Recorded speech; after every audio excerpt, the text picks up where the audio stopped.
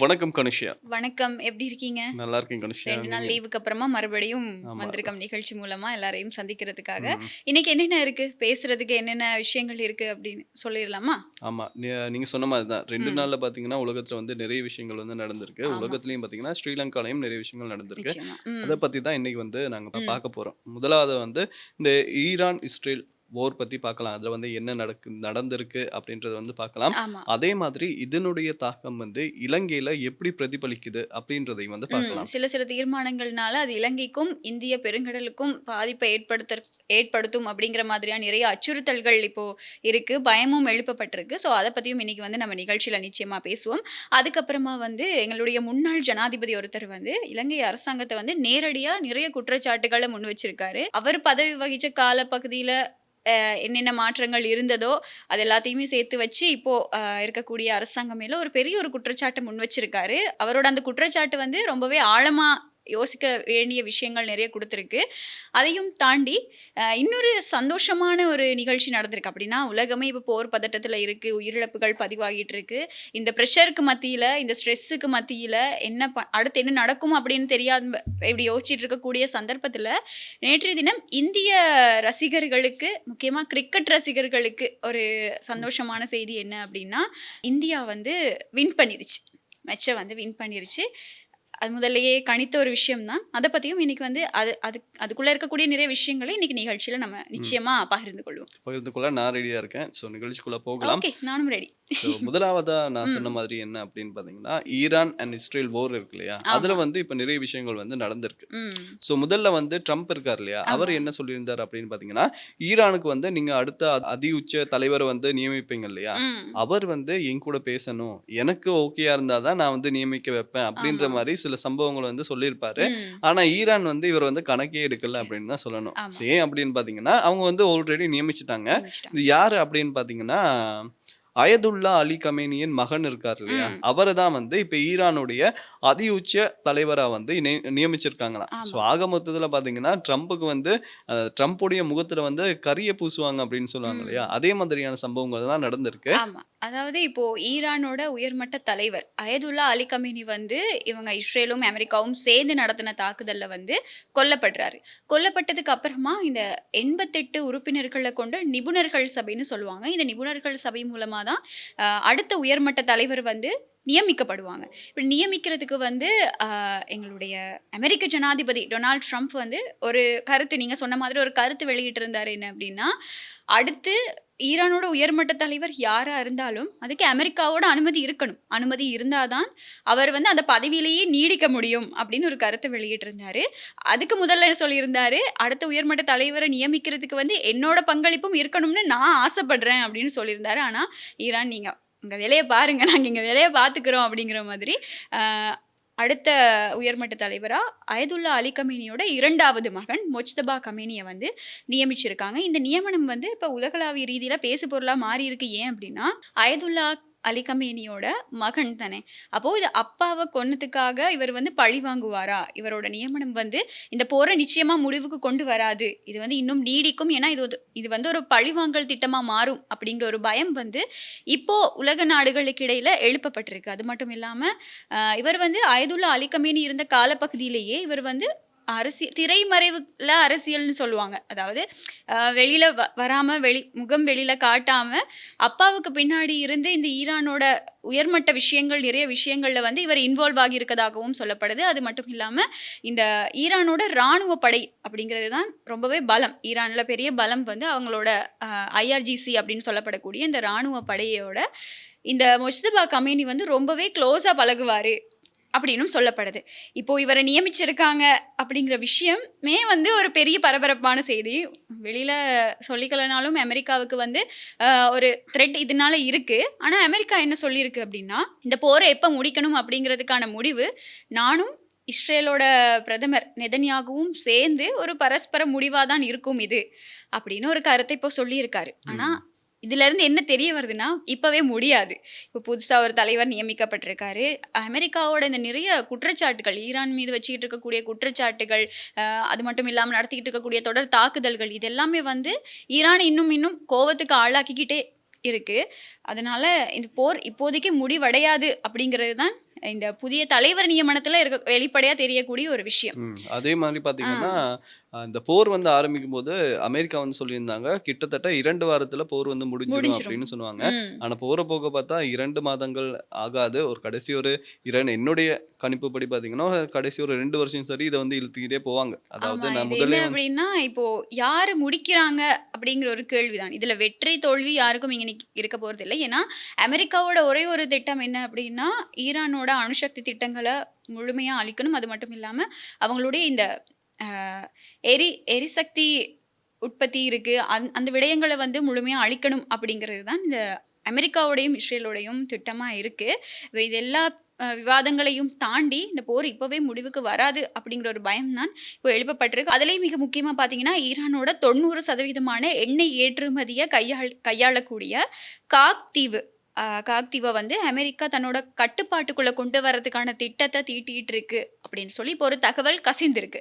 அப்ப இதுலயும் கை வச்சாங்க அப்படின்னா, இந்த போர் வந்து எப்படியுமே கன்டின்யூ ஆகுறதுக்கான வாய்ப்புகள் தான் இருக்குமே தவிர, இது எங்க ஸ்டாப் பண்ணுவாங்க? எங்க இது முடிவுக்கு வர்றதுக்கான ஆலோசனைகள்ல யாருமே ஈடுபடல. தாக்குதல்கள் தொடர்ந்துகிட்டு இருக்கு. அதே மாதிரி இந்த எண்ணெய் ஏற்றுமதியிலயும் கை வச்சாங்க அப்படின்னா, இது உலக பொருளாதாரத்துக்கும் ஒரு பெரிய ஒரு அடியா இருக்கும். அப்படிங்கிறது தான் எல்லாரோடையுமே கணிப்பாகவும் இருக்கு. அதே மாதிரி இந்த எண்ணெய்ன்னு சொல்லும்போது தான் அடுத்த விஷயம் என்ன அப்படின்னா, கச்சா எண்ணெய் விலை வந்து உலகளாவிய ரீதியில வந்து அதிகரிச்சிருக்கு. $114 எட்டி இருக்கதாகவும் சொல்லப்படுது. அதே மாதிரி தங்கத்தோட விலை வந்து அதிகரிச்சுக்கிட்டு போகுது. இந்த மாதிரி உலக பொருளாதாரம் வந்து ஸ்டாப் ஆகுற மாதிரியான அபாயங்கள் வந்து இப்போ எழுந்திருக்கு. தாக்குதல்களும் தொடர்ந்துகிட்டே இருக்கு. முக்கியமா மத்திய கிழக்கு நாடுகள மையப்படுத்தி தாக்குதல்களும் தொடர்ந்துகிட்டே இருக்கு. ஆமா. இதே நேரத்துல பார்த்தீங்கன்னா, பஹ்ரைன்ல வந்து ஏவுகணை தாக்குதல் ஒண்ணு நடந்திருக்கு. இதுல ம். வந்து 32 பஹ்ரைன் பிரஜைகள் இருக்காங்க இல்லையா? ஆமா. அவங்க வந்து காயமடைஞ்சதாகவும் தகவல்கள் வந்து ம், வெளியாகியிருக்கு. ம், ம். ஆனா இதே நேரத்துல பார்த்தீங்கன்னா, கடந்த சில தினங்களுக்கு முன்னாடி தான் ஈரான் ஜனாதிபதி வந்து வளைகுடா நாடுகள் இருக்கு இல்லையா? ஆமா. அவர்ட்ட வந்து மன்னிப்பு கேட்டிருப்பாரு. ம். அதான் நாங்க அது என்ன சொல்றது? ஒரு ஆக்ரோஷத்துல தாக்கிட்டோம் அப்படின்ற ம். மாரி சில மன்னிப்புகள கேட்டிருப்பாரு. ஆனா ம். இருந்தாலுமே பார்த்தீங்கன்னா, தாக்குதல்கள் வந்து இடம்பெற்ற வண்ணம் தான் இருக்கு. இதுக்கு முன்னாடியும் சொல்லியிருந்தாங்க. அதாவது அமெரிக்காவுக்கு ஈரான் மீது தாக்குதல் நடத்துறதுக்கு அவங்களுடைய தளங்கள குடுக்காத அவங்களுடைய இடத்த குடுக்காத நாடுகள் மீது எந்த விதமான தாக்குதலையும் நாங்க மேற்கொள்ள மாட்டோம் அப்படின்னு சொல்லியிருந்தாங்க. ஒரு அறிவிப்பு வந்திருந்தது. ஆனா, இப்பவுமே வளைகுடா நாடுகள் மீதான தாக்குதல் வந்து தொடர்ந்துகிட்டே தான் இருக்கு. நீங்க சொன்ன மாரி பஹ்ரைன் மேல தாக்குதல் நடத்தப்படுது. அப்படி இந்த அமெரிக்க படைத்தளங்கள குறிவச்சு வந்து நிறைய தாக்குதல் நடந்துகிட்டு இருக்கு. இதனால இந்த மத்திய கிழக்கு நாடுகளுக்கு தான் நேரடி விளைவுகள் வந்து அதிகமா இருக்கு. அது மட்டும் இல்லாம இலங்கைக்கும் இப்ப நிறைய நேரடி விளைவுகள் வந்து ஆரம்பிச்சிருக்கு. என்னன்னா இந்த ஐரிஸ்-டெனா அந்த மாதிரி இப்ப கப்பல்கள் ஈரானோட போர்க்கப்பல்கள் வந்து இலங்கையில தஞ்சம் புகுற ஆரம்பிச்சதுல இருந்து, இலங்கைக்கு இதனால நேரடியான விளைவுகள் இருக்குமா? அப்படிங்கிற கேள்விகள் எழுப்பப்பட்டிருக்கு. ஆனாலும் அமெரிக்கா வந்து ஒரு விடயம் சொல்லியிருந்தது என்னன்னா, ஈரான்ல இருந்து வந்த இந்த போர்க்கப்பல்கள்ல இருக்கவங்க, அவங்களால காப்பாற்றப்பட்டவங்க தொடர்புல தீர்மானம் எடுக்கிறதுக்கு இலங்கை அரசாங்கத்துக்கு முழுமையான சுதந்திரம் இருக்கு. அப்படின்னு அமெரிக்கா தெரிவிச்சிருந்தது. அந்த அந்த சுதந்திரத்த வந்து நாங்க ரெஸ்பெக்ட் பண்றோம். நீங்க என்ன முடிவுனாலும் எடுங்க. அதுல எங்களுக்கு எந்த பிரச்சனையும் இல்ல. அதுக்கான இடமும், சுதந்திரமும் உங்களுக்கு இருக்கு அப்படின்னு சொல்லி இலங்கைக்கு சொல்லியிருந்தாங்க. ஆனாலுமே அமெரிக்காவோட பின்விளைவுகள் இலங்கைக்கு எப்படி இருக்கும்? அப்படிங்கிற ஒரு கேள்விக்குறியும் இருக்கு. மிக முக்கியமா இப்போ புதிய தலைவர் நியமிக்கப்பட்டாரு தானே ஈரான்ல. அப்ப ஈரானோட போர்க்கப்பல்கள் இங்க தஞ்சம் புகுந்திருக்கிற நிலைமையில, இப்ப இந்த போர்க்கப்பல்கள் தொடர்பா ஃபியூச்சர்ல ஏதாவது டிசிஷன்ஸ் எடுக்கலாம். இலங்கைக்கும் அது பாதிக்கும். ஏன்னா, இப்ப இது இந்திய பெருங்கடல் வரைக்குமே எஃபெக்ட் ஆக ஆரம்பிச்சிருச்சு. இந்திய பெருங்கடல்ல ஒரு அமெரிக்காவோட நீர்மூழ்கி கப்பல் வந்து ஒரு ஈரான் போர்க்கப்பல தாக்கியிருக்கு. 2ஆம் உலகப் போருக்கு அப்புறமா இந்த சம்பவம் இப்போ தான் நடந்திருக்கு. 2ஆம் உலகப் போருக்கு அப்புறமா இப்ப தான் ஃபர்ஸ்ட் டைம் நடந்திருக்கு அப்படின்ற தகவல்களும் வெளியாகியிருக்கு. அதனால இலங்கைக்கு அந்த அந்த பாதிப்பு மட்டும் இல்லாம, பொருளாதாரத்த எடுத்துக்கிட்டோம் அப்படின்னா, பொருளாதாரத்திலயுமே இப்ப உலகளாவிய ரீதியில மசகு எண்ணெய் விலை அதிகரிச்சிருக்கிறதுனால, விலை அதிகரிப்புகள் ஏற்படலாம் அப்படின்னு கணிக்கப்படுது. அது மட்டும் இல்லாம, இந்த நேற்றைய தினம் ஒரு அ தகவல் வெளியாகியிருக்கு. எரிவாயு தட்டுப்பாடு ஏற்படாது அப்படின்னு சொல்லி லிட்ரோ நிறுவனத்தோட தலைவர் வந்து ஒரு அறிவிப்ப வெளியிட்டிருக்காரு. அப்ப அந்த வகையில கொஞ்சம் ஆமா, எங்களோட இலங்கை மக்களுக்கு ஒரு நிம்மதி. ம். அப்பா எந்த பிரச்சனையும் இருக்காது அப்படின்னு சொல்லி ஒரு கொஞ்சம் நிம்மதியாகக்கூடிய ஒரு சிச்சுவேஷன் இருக்கு இலங்கையில ம். இப்போதைக்கு. நான் இந்த போர் நீடிக்குமா இருந்தா தான் பிரச்சனை. அன்னைக்கு ஜனாதிபதி சொன்ன மாதிரியே, போர் இப்போ கொஞ்ச நாள்ல குறுகிய காலப்பகுதிக்குள்ள போர் முடியுமா இருந்தா, அதுல எந்த விதமான பிரச்சனைகளும் இல்ல. போர் நீடிக்குமா இருந்தா தான் எண்ணெய் உற்பத்தி ஸ்டாப் ஆகும். அதே மாதிரி பொருளாதாரம் ஸ்டொப் ஆகும், போக்குவரத்து அப்படி இப்படி பிரச்சனைகள் வரும் அப்படின்னு சொல்லியிருக்காங்க. அப்ப இந்த போர் நீடிக்கிறதா இருந்தா தான் இன்னும் இன்னும் சிக்கல்கள் அதிகரிக்கும் அப்படின்னு சொல்லப்படுது. ஆமா. நீங்க சொன்ன மாரி தான் இப்ப வந்து இலங்கையில வந்து அந்த எரிவாயு அந்த மாதிரி நாங்க ஒரு பிரச்சனை வந்து முகம் குடுக்கல. ஆனா ஆமா. இன்னைக்கு நியூஸ் என்ன வந்திருக்கு அப்படின்னு ம். பார்த்தீங்கன்னா, இலங்கையினுடைய சுற்றுலாத்துறை இருக்கு இல்லையா? ஆ. அது வந்து வீழ்ச்சியை சந்திச்சிருக்கு அப்படின்ற மாரி ஒரு நியூஸ் ஒண்ணு வந்திருக்கு. இது ம். எதனால அப்படின்னு பார்த்தீங்கன்னா, இப்ப மத்திய கிழக்குல வந்து ஏர்போர்ட் எல்லாம் மூடிட்டாங்க இல்லையா? ஸோ ம். இலங்கைக்கு வர பயணிகள் எல்லாம் வந்து சில பேர் வந்து டிரான்சிட் மூலமா தான் வருவாங்களாம். ஸோ ம். மத்திய கிழக்குல இருக்க ஏர்போர்ட்டுக்கு வந்து அங்கிருந்து ஒரு ஃப்ளைட் மாரி தான் வருவாங்க அப்படின்ற மாரி சொல்லியிருக்காங்க. ம். ஸோ ம். அந்த விமான நிலையங்கள மூடும்போது, இலங்கைக்கு வர பயணிகளுடைய எண்ணிக்கை வந்து குறைஞ்சிருக்கு அப்படின்னு புரிஞ்சது. சொல்றாங்க. ஸோ இது எதனால அப்படின்னு பார்த்தீங்கன்னா, இலங்கை வந்து ஒரு வருமானம் ஈட்டக்கூடிய வழின்னா சுற்றுலாத்துறை தான். இலங்கை ஒரு ம். சுற்றுலா நாடு அப்படின்னு சொல்லும்போது, அங்க ம். வந்து சுற்றுலா பயணிகள் வந்தா தானே நாடு வந்து நல்லா இருக்கும். ம். ஸோ இந்த போர் மூலமா வந்து இலங்கை இந்த பக்கத்தாலயும் பாதிப்படையுது பாதிப்படையுது. அப்படின்ற மாரி வந்து சொல்றாங்க. அது மட்டும் இல்லாம, மிக முக்கியமா இப்போ அது மட்டும் இல்லாம மிக முக்கியமா, எங்களுடைய நாட்டில இருந்து மத்திய கிழக்கு நாடுகளுக்கு போய் பணிபுரியக்கூடியவங்களோட எண்ணிக்கை வந்து அதிகம். அதாவது இலங்கையிலிருந்து நிறைய தொழிலாளர்கள் மத்திய கிழக்கு நாடுகள்ல நிறைய ஸ்ட்ரீம்ஸ்ல வொர்க் பண்ணிட்டு இருக்காங்க. நிறைய பகுதிகள்ல, ஃபீல்ட்ஸ்ல வொர்க் பண்ணிட்டு இருக்காங்க. அப்போ இப்போ இந்த போர் சூழல் காரணமா இலங்கையிலிருந்து மத்திய கிழக்கு நாடுகளுக்கு பயணிக்க இருந்த தொழிலாளர்கள் கிட்டத்தட்ட 3000 பேரோட அந்த பயணம் வந்து நிறுத்தி வைக்கப்பட்டிருக்கு. ஒரு 3 வாரங்களுக்கு இது நிறுத்தி வைக்கப்படும் அப்படின்னு சொல்லி அறிவித்தல் விடுக்கப்பட்டிருக்கு. அப்போ இதுவும் ஒரு சிக்கலா இருக்கு. அதனால இது இலங்கை மக்களோட இந்த தனிப்பட்ட பொருளாதாரத்துக்கும் இது வந்து ஒரு நேரடி தாக்கமா அமைஞ்சிருக்கு. ம். அவங்களுடைய பயணம், அவங்க போய் தொழிலுக்காக போறாங்க. அந்த பயணம் வந்து இன்னும் ஒரு 3 வாரங்களுக்கு நீடிக்கப்படும் அப்படிங்கிறது வந்து சிக்கலான நிலைமை தான் அப்படின்னும் ஒரு அறிவிப்பு தான் ம். விடுக்கப்பட்டிருக்கு. அதே மாரி பார்த்தீங்கன்னா, நான் முதல்லயே சொன்ன மாரி அந்த தரவுகள் வந்திருக்கு என்ன அப்படின்னு பார்த்தீங்கன்னா, ம். ஆ ஜனவரியில வந்து 2,77,327 பயணிகள் வந்து வந்திருக்காங்க. ஆமா. வெளிநாட்டிலேருந்து இலங்கைக்கு இலங்கைக்கு. வந்திருக்காங்க. ஓகே. அதே மாதிரி பிப்ரவரியில வந்து 2,79,328 பயணிகளும் வந்திருக்காங்க. ம். ஆனா இப்போ மார்ச் 1ஆம் தேதியிலிருந்து 4ஆம் தேதி வரைக்கும் பார்த்தீங்கன்னா, வெறும் 23,116 பயணிகள் தான் ம். வந்திருக்காங்க அப்படின்ற மாரி தரவுகள் வந்து வெளியாகிருக்கு. ஸோ இதிலிருந்தே நமக்கு வந்து தெரிஞ்சு கொள்ளக்கூடியதா இருக்கு இல்லையா? ம். ஸோ இது வந்து ஒரு வீழ்ச்சி, குறிப்பிடத்தக்க ஒரு வீழ்ச்சி தான் அதுல இருக்கு. சுற்றுலாத்துறை தான் ஒரு நாட்டுக்கு வந்து ரொம்பவே முக்கியமா இருக்கும் பொருளாதாரத்துல வந்து. ஏன்னா, முக்கியமா இலங்கையில வந்து சுற்றுலாத்துறை கொஞ்சம் அதிகரிப்பு பதிவு செஞ்சுகிட்டு இருந்தது. கொஞ்சம் காலமாகவே சுற்றுலா பயணிகளோட வருகை வந்து அதிகமா இருந்தது. இதனால பொருளாதாரமும் கொஞ்சம் ஒரு நல்ல நிலைமையில இருந்துச்சு. இப்ப இந்த போர் பதட்டம் காரணமா வந்து, நீங்க சொன்ன காரணங்கள்னால தான் கொஞ்சம் பாதிப்பு ஏற்பட்டிருக்கு. கூடிய விரைவில சரியாகும் அப்படின்னு சொல்லி நம்புவோம். இதே நேரத்துல பார்த்தீங்கன்னா, முன்னாள் ஜனாதிபதி ரணில் ம். விக்ரமசிங்க அவர் ஆமா. வந்து ஒரு கருத்த வந்து சொல்லியிருக்காரு. ம். இப்போ இலங்கையில வந்து எரிபொருள் நெருக்கடி இருக்கு இல்லையா? ஆமா. இதுக்கு வந்து யாரு காரணம் அப்படின்னு பார்த்தீங்கன்னா, ம்.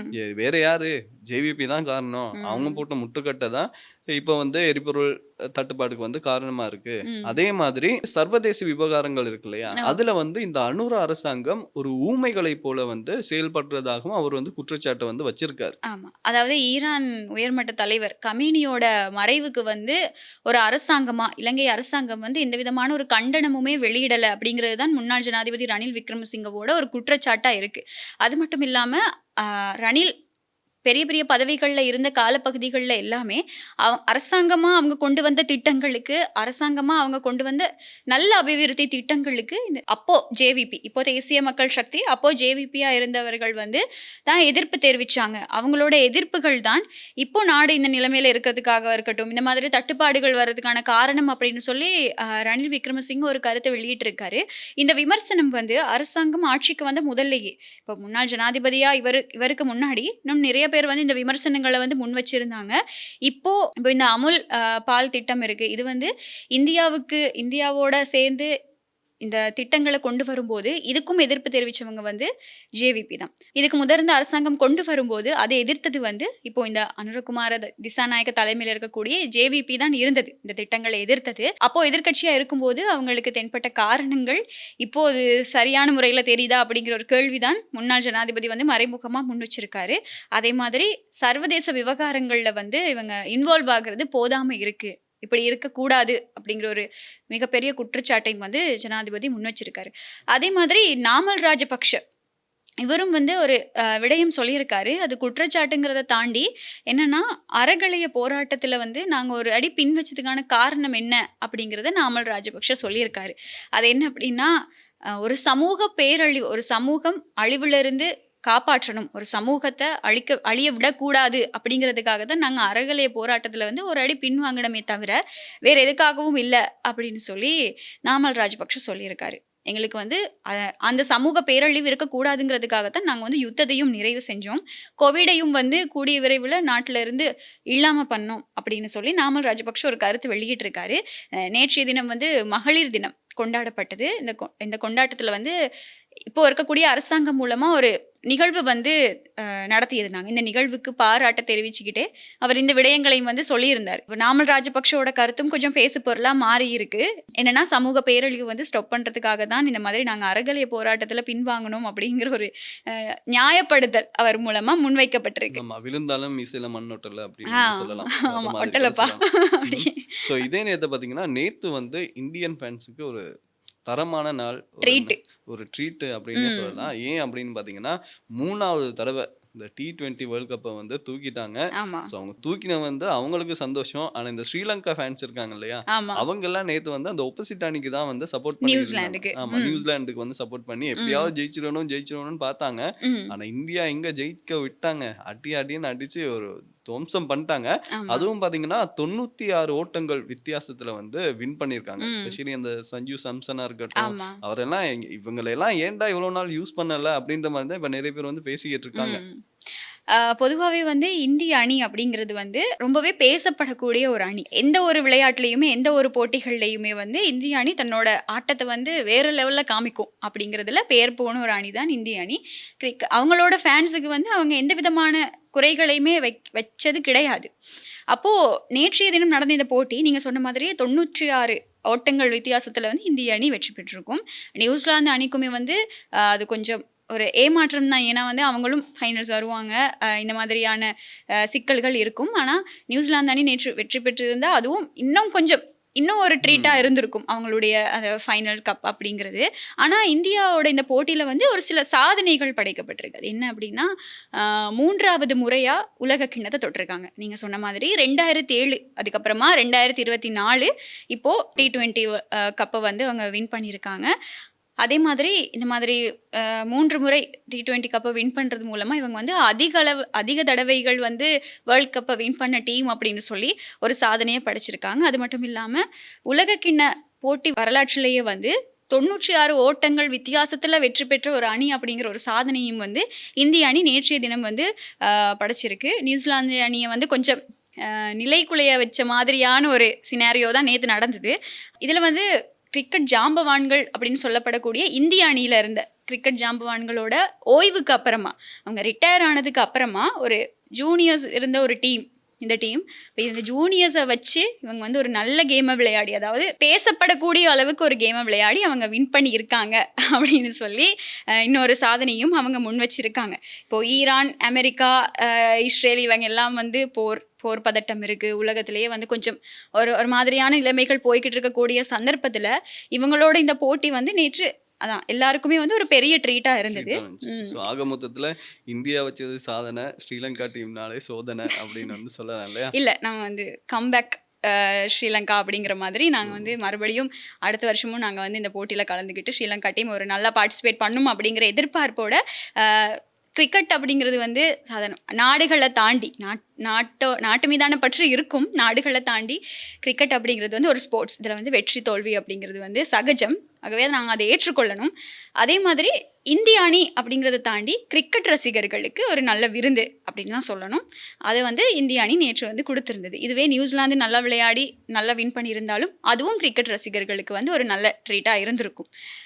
அடுத்த வருஷம் ஒரு நாடாக ஒரு எங்களுடைய அணியும் வந்து நல்லா விளையாடும் அப்படிங்கிற எதிர்பார்ப்பு எங்களுக்கும் இருக்கு. நிச்சயமா இருக்கணும், எதிர்பார்ப்பு இருக்கு. கனவு காண்போம், பழித்தால் நல்லதா இருக்கும். ஸோ இன்னைக்கு பார்த்தீங்கன்னா உலகத்தில் நடந்த விஷயங்கள், அதே மாதிரி இலங்கையில் நடந்த விஷயங்கள், அதையும் தாண்டி ஸ்போர்ட்ஸ்லையும் நடந்ததெல்லாம் பார்த்துட்டோம். ஸோ இதே மாதிரி நாளைக்கும் என்னென்ன ஹாட் டாபிக்ஸ் இருக்கு அப்படின்றத பேசலாம். ஆமாம், அதாவது இப்போது நடந்துக்கிட்டு இருக்கக்கூடிய போர் பதட்டம் காரணமாக வந்து நிறைய தகவல்கள் எல்லாமே வந்து கிடைச்சிக்கிட்டு இருக்கு. நிறைய சர்வதேச ஊடகங்கள் மூலமாகவும் வெளிப்படுத்தப்பட்டுட்டு இருக்கு. அதை வந்து நாங்கள் எங்களுடைய ஊடகத்திலையும் வந்து நாங்கள் அடுத்தடுத்து காணொலிகளில் கொடுத்துட்ருக்கோம். நீங்கள் தொடர்ந்தும் தெரிஞ்சுக்கலாம் பார்த்து. அது மட்டும் இல்லாமல் எங்களுடைய நிகழ்ச்சியிலையும் வந்து நிறைய விஷயங்களை நாங்கள் பகிர்ந்து கொள்கிறோம். இதே நிகழ்ச்சி மூலமாக நாளைய தினமும் நாங்கள் நிச்சயமாக இன்னும் நிறைய விஷயங்களை வந்து உங்களுக்கு கொண்டு வரதுக்கு தயாராக இருக்கும். ஸோ நாளைய தினம் சந்திக்கலாம். Bye bye. ஓகே.